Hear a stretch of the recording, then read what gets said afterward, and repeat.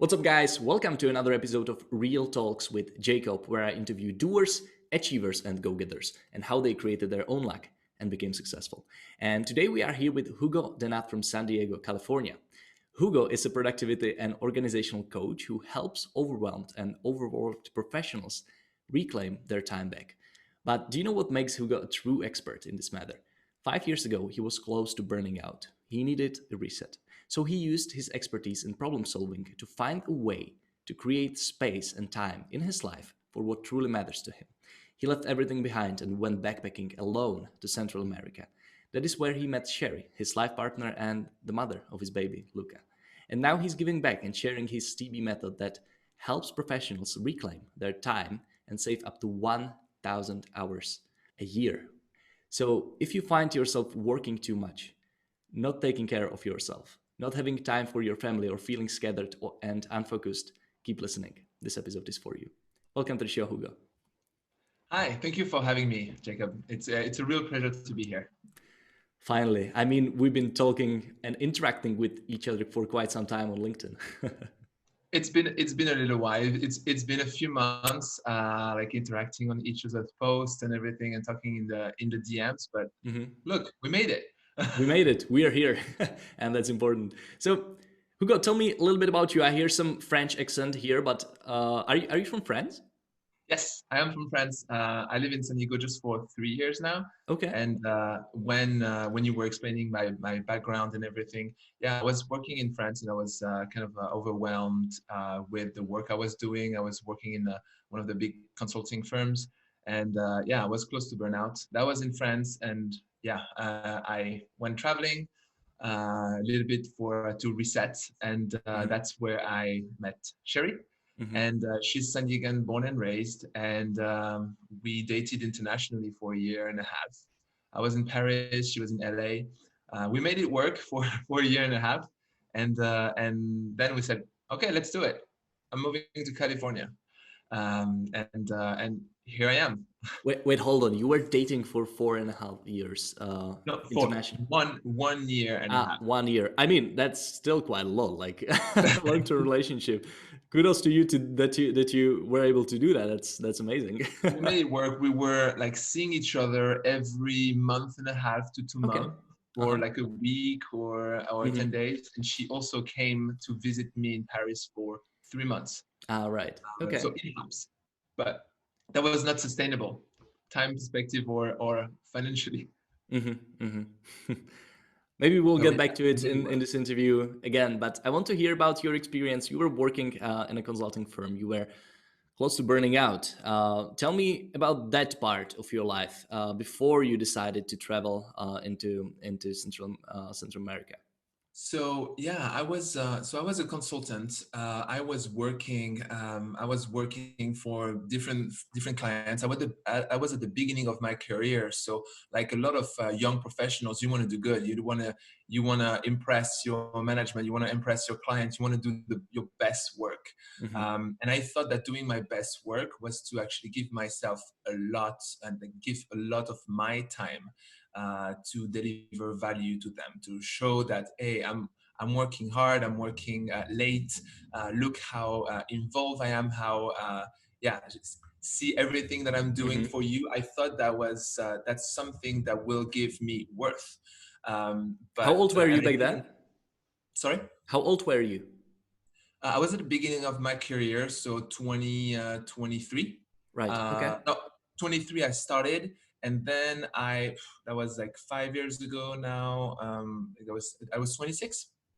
Okay. 26. So I was 4 years, 4 years in my career.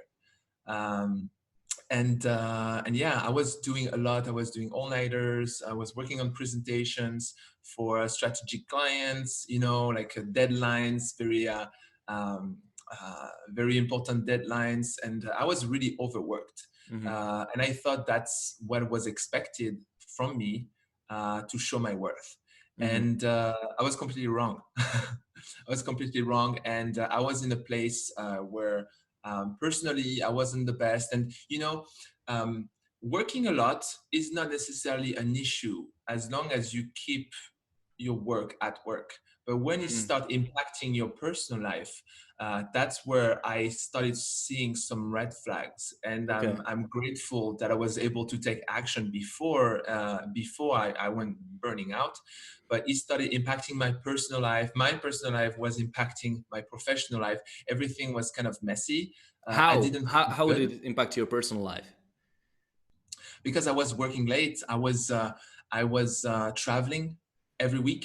Hmm. So I was living in Paris, but most of my assignments were abroad. So I went to the United Arab Emirates for a gig, for a 2 months gig without coming back to Paris because we didn't have the project didn't have enough money to pay the expenses. Wow. Or I was, and after that I went to London for a 6 months project, and I was traveling back and forth every week. But just imagine every Monday morning you have to wake up at 4:30 or 5 to catch the first plane to be able to be Mm. at your clients before 9, and then coming back on Friday. So imagine a personal relationship if you have a partner being out. I no kids. I cannot imagine doing it now with my baby. That would be a no-go. I wouldn't Hmm. accept this type of Hmm. work. Hmm. But that's different for every person.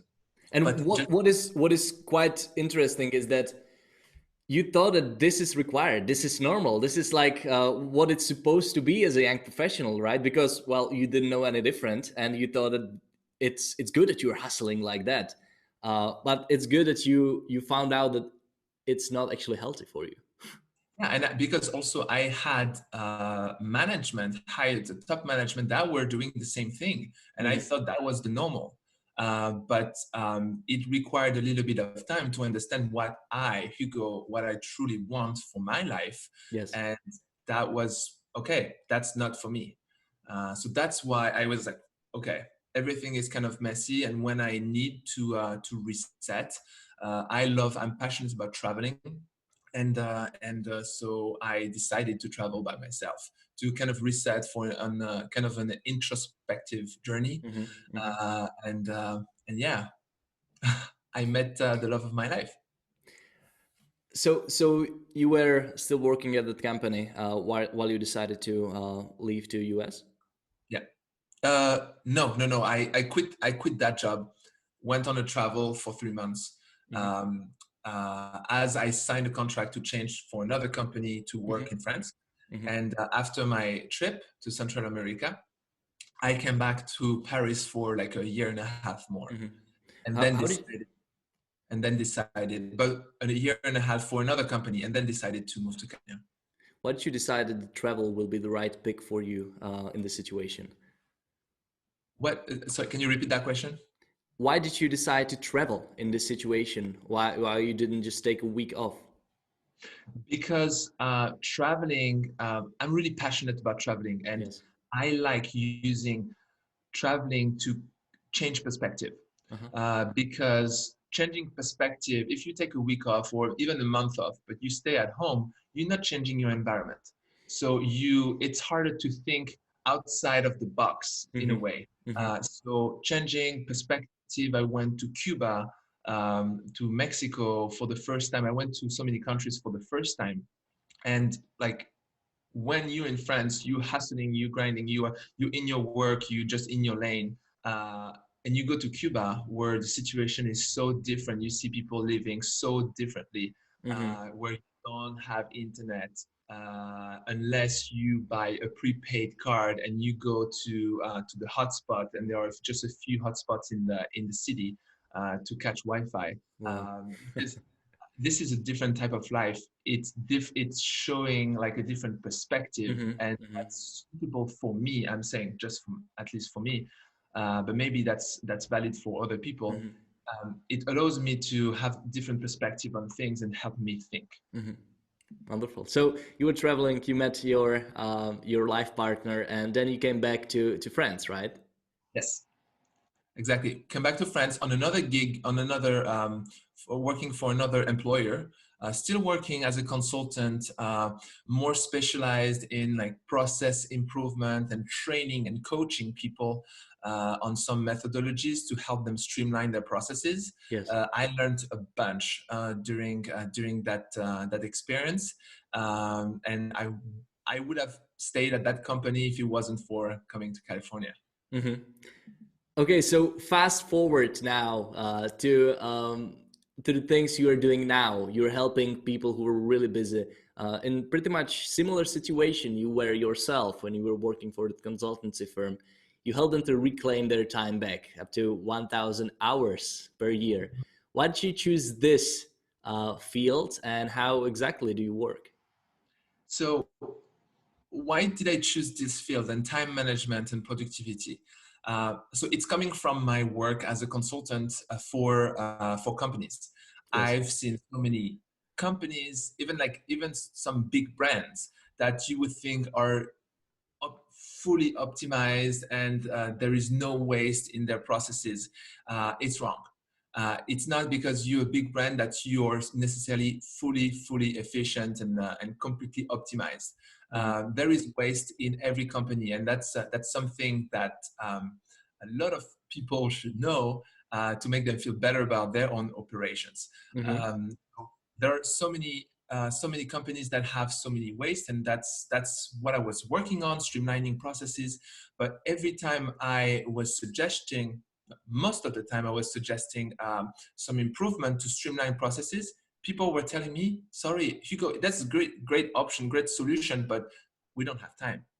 Hmm. That was frustrating for me to Hmm. hear that, because the solution was going to make them save time, deliver quality to their customer in a reduced amount of time so that they can serve more customer or focus more on their customers. So when they That's say interesting. They didn't have time to save time. exactly, but that's kind of backwards, right? Hmm. But It is backwards. they were not able to take that little investment to have a little bit of heavy lift at the beginning, so that on the long run they are saving time. So that's what I was trying to fight, and it was so frustrating to me that I went this route, using all the methodology that I know to apply it not necessarily on processes but on people, and to help them optimize their life from a time management and productivity standpoint. So Hmm. that's how I started. Okay. So who was your first client and how did you help there? My first client, so my first client was on one-on-one. So she was. I'm not going to. I'm not going to disclose anything, Of course. but she was. She had the type of role in her corporate role that was really unstructured. So she was very autonomous, but didn't have the structure in her life with a boss that was giving her the structure to help her deliver. Yes. So and as a result, she was procrastinating a little Hmm. bit. I don't know if you know the Parkinson's law. Parkinson's law is a law of time management that tells you that if you give yourself a certain amount of time for a task, it will take this Yes. exact amount of time, right? Work expand as to fill the time allocated to a certain task. So she was going downhill on that procrastination path, Hmm. and by just putting some structure in her day, starting the right way with the right to-do list, can go and putting yourself in a position where you put so as I said, structure and commitment to some task throughout the Hmm. day can go a long way. Mm. And my work with my client is not complex. Like the solutions that we find to help them, and I'm trying to not be the one teaching them. I'm trying to help them find the solutions Yes. for their specific issues. Is always simple. Uh-huh. I like simple things, and I say that all the time. I'm a simple guy. I like simple things, because complex things will not be sustainable in the long run. Hmm. Just by doing small tweaks in her day, she was able to find serenity, like be more serene in her day, Hmm. and stop being scattered. That was my first client. It was maybe 2 years ago on the Okay. one-on-one, and uh, having this type of work, like understanding what are the issues of some of the people that I've been working with, I was able to put this all together in a program. And we can talk about it. I'm not going to to do a pitch on my program right now, but trying to have this on a more online format level Yes. with an online course, Uh-huh. so that I can help more people. You mentioned different issues that your clients are having, and since you're doing it for more than 2 years now, what are the issues you are seeing the most when it comes to productivity, being scattered, being unfocused, procrastinating? I'm pretty sure that you discovered already some pattern, and that just number of issues is being repeated over and over again. So can you tell me more about these issues? What you are helping to solve exactly to your client with your clients? Yes. I think the number one issue is that people are focusing on the wrong things. When people come to me and say, "Hey, I want to be more productive," I was like, "Okay, where is your time going to start with?" Hmm. Because people think that being more productive is about doing things faster, getting more done. But if you have 10 things on your to-do list and we take a close look at what are these things and what are they helping you contribute on, but are they contributing to what is important for you, we can take a quick stab at it and like cut it in half. People Hmm. think that being more productive is getting more done. I think that being productive is actually working on the right things. Hmm. I heard very interesting thing that um, manager is not about how a good manager is somebody who is good at eliminating tasks which are not important or delegating them, not like doing all of it and most of the things themselves. So that's how you actually help as well, like prioritizing what is important, right? Exactly.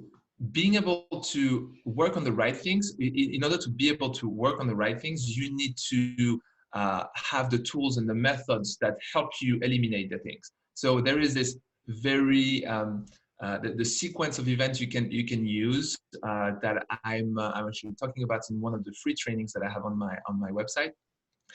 Is you need to start eliminating. So you need to take a stab at the list you have. What can I eliminate?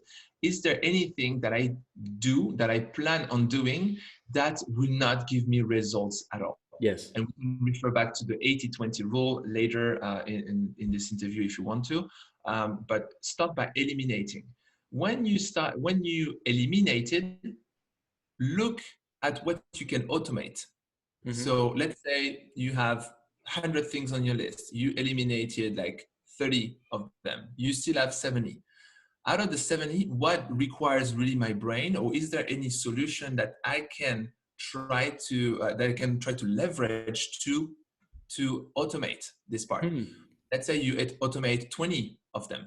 Yes. So you are from 70 to 50 now. And out of the half of remaining tasks that you have on your plate, what can you delegate? Why am I talking about that? Is because there is this sequence of event that is important. You need to try to eliminate first, and Hmm. then automate, and then delegate. If you start delegating, you might delegate activities that you could have eliminated. Mm. So So the go on. sequence is important. But before you start eliminating and delegating, do you actually help your clients to understand what is that important thing that they are working towards? Like, because you cannot start eliminating random stuff because you need to know what is important at the first place. So do you help your clients with that as well? That okay, what do you want? What will bring the biggest change to your life? Yeah, exactly. And it all starts with goal settings. Right. Um, Mm-hmm. it's like when you're a boat on a ship, on a ship, you cannot go effectively to you at point A. You cannot go to point B if you don't know where that point B is. Yes. So it's all about direction and alignment. So yeah, you need to do some goal settings, and I like using the rock pebbles and sand exercise, the jar of life. I don't know if you heard of Yes. it. Yes.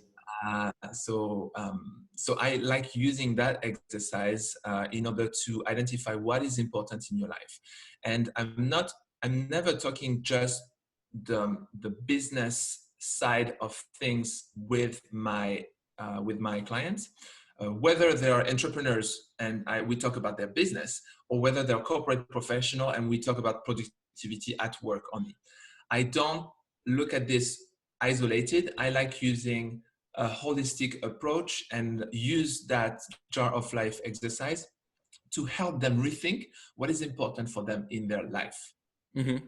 For So listeners and people who are watching this video, can you please describe this jar of life exercise, how exactly it works and how they can use it in their life? Because I think it's super useful. sure, and I can describe it, and I can also share a YouTube video where I explain it more deeply. So the jar of life is basically, imagine a jar. So I'm going to try to be as descriptive as possible for the podcast, but for the people watching on YouTube, you're going to have the illustration. So Yes. maybe you should check out the YouTube video. I will So, add it into notes of this podcast or in description on YouTube. okay, sure. So imagine your life as a jar. So it has a limited capacity. The same way in our life, we just have 24 hours in a day. If you guys know how to have 25 or 26 hours, just let me know, because I'm interested. So you have a limited amount of time in your life. And the same way, you have a limited amount of space in that jar. So in order to fill your jar of life, in order to fill your time, you have two ways of doing it. So either you start with the sand, the pebbles, and then the rocks. Each of these represents something. The sand represents everything that is the fluff, the thing that you spend time on, but that is not necessarily adding value to anything in your life.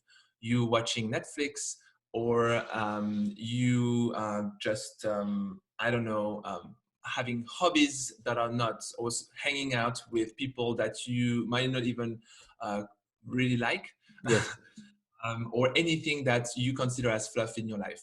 The pebbles are like the small stones that are things that are necessary in your life for you to be able to sustain a living, or to sustain things in your life. And these are necessary things, but these are things that money can buy, like your car, or having your house, or a job. A job. If you lose your job, that's sad, but you could potentially replace it. I'm not saying that it's easy, but this is replaceable.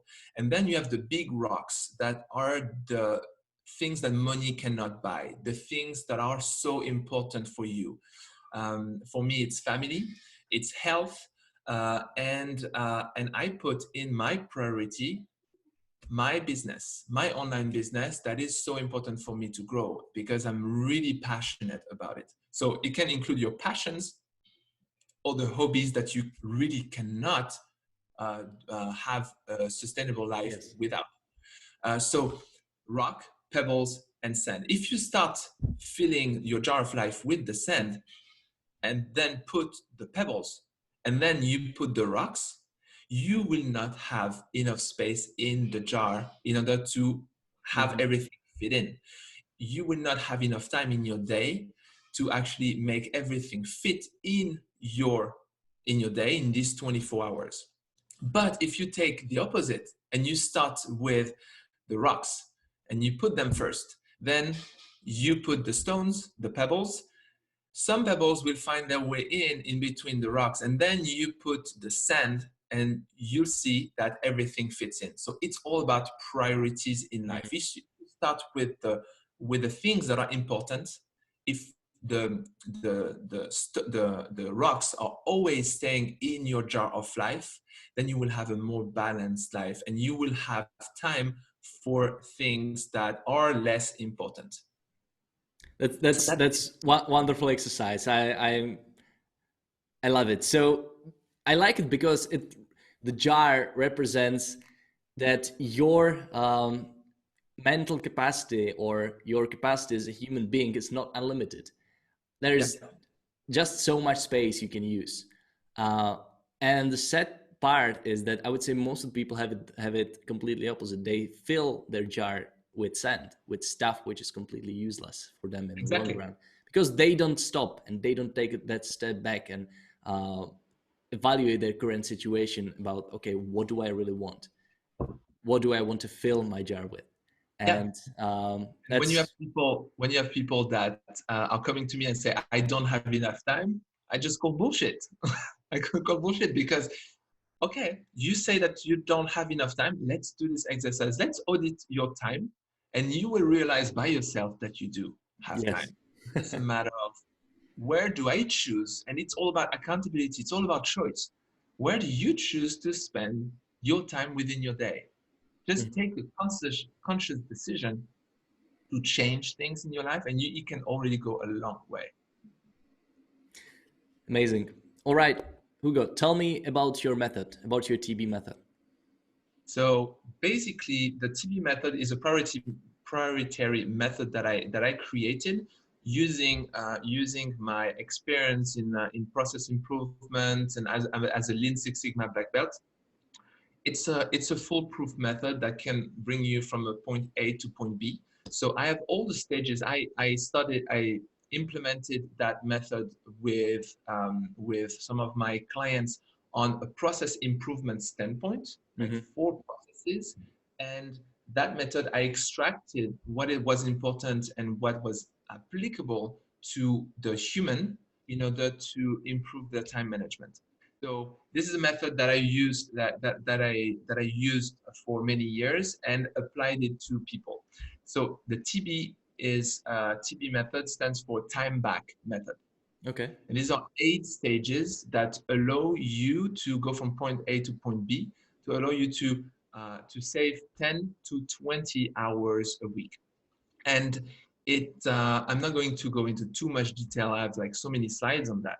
Um, but when I will relaunch the program again after this whole coronavirus thing is over, Hmm. by the way, I hope you all staying safe and healthy in this time of crisis.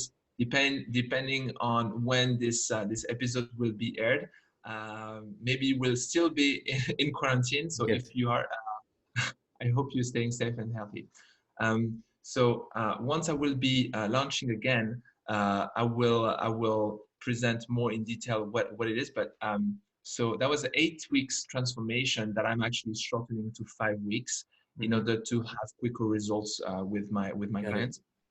And if I go a little bit into descriptive in the description of what it is, it's basically an error-proof system that allows you to understand where your time is is spent now, and to add some healthy habits on the way in order to help you get rid of some of the time that you consider was important, but by doing the life of jar exercise, you are able to change direction, change focus on what is truly important for you. And once we've done that and we implemented the healthy habit, we are sustaining the healthy habits that you want, Yes. and we do another audit of your time at the end in order to see the difference between the before and after, because you cannot say that you improved your time management or you save 10 to 20 hours a week if you haven't measured before and after. Mm. The So improvement. you mentioned multiple times A, B, before and after. In just a couple of sentences, tell me what is the point A where the person is starting? What is their like starting position when they start work with TB method? So the point A is the feeling of overwhelm that you have because you think that you cannot do everything that you want to do. Okay, and point B, And the the point complete B, opposite. the point B is to have clarity and alignment on your goals. Hmm. Okay, I try to uh, make it very, very short, I know but that in that that's what it is. I know that there are like more people who are doing similar thing, like yourself. So can you tell me what is your unique twist? What do you do differently? To be very honest, I don't know anyone in the market, and I did some research Okay. that has an error-proof system. Mm-hmm. So a lot of productivity coaches help you with implementing Pomodoro techniques and all these things, all the methods aspect and some of the environmental aspects, but not necessarily as a holistic transformation as an individual. Mm-hmm. Uh, so if you know some, please let me know I because I will. like to do I some will send it experiments. to you. But the point A to point B transformation, and because there is productivity and there is time management, that is more of an umbrella, and these are acting at different levels. Mm. Productivity is more about doing the things like very tactical things, quickly prioritizing, scheduling, planning, and all these things. Time management is a more holistic. That includes productivity, if that makes Mm. sense. And you are more on the time management end. I'm on both. I'm You're on on both. both. The time back method is on the time management, yes, but I'm working also on an additional online course that is more at tactical level productivity. That can definitely help. That will be as become as a bonus also for TB students. Perfect. Hugo, I always want to wrap all these interviews with something very actionable that people can just take, maybe and maybe today, and use it today or tomorrow in a week. And my question for you is, what is the actionable tip? One thing you would recommend for people to be more focused, less scattered, they can take and apply. Mhm. So it's very topical for like this situation where we're in while we are quarantined, and most of us, a lot of us, are actually working from home, which is a completely different setup than what they're used to. And as a result, the feeling of scatteredness, I don't know if that's actually an English word, scatteredness, but the feeling of being scattered and overwhelmed and unstructured can be even worse in that situation. Yes. So the action that I would recommend right now is to structure their day with a to-do list. And I have a specific to-do list that I've been using, and I'm not this type of guy that tell you to do things that you're not doing yourself. This is my to-do list, and I actually shared it a couple days ago. What is my to-do list? The type of to-do list that I'm using to help me be more productive. Mm-hmm. But um, you identify what are the sections, the topics that you need to work on this today. So it can be work related, but it can be the chores and all the things that you need to do around the house as you're staying home. It can be just family time also. Put everything, put all the topics, put all the things that you want to accomplish, and try to estimate what is the time that you need to have allocated to each of these tasks. Mm-hmm. Do this, you have this whole list, and then you tackle things one by one. And you can, in order to be more focused, um, you can use the Pomodoro technique. You can put some music in your ears and put alpha waves to help you focus. And just do things one by one. Don't forget to take breaks every 30 minutes or every hour or every 2 hours, depending. Just know your patterns.